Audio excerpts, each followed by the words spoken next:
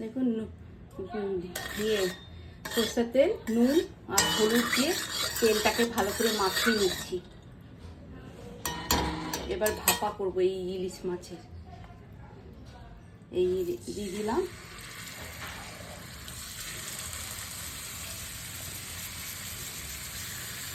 একটা চিংড়ি মাছ একটা করে পরেই দিয়ে দিই।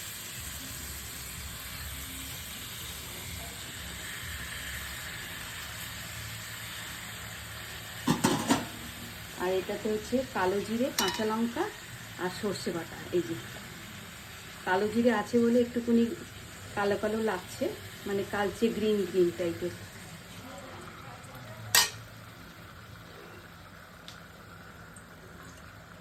বেশি জল দেব না, তেল ঝাল ভাপা তেল ঝাল করবো। দেখি হলুদ হয়ে যাবে এটা।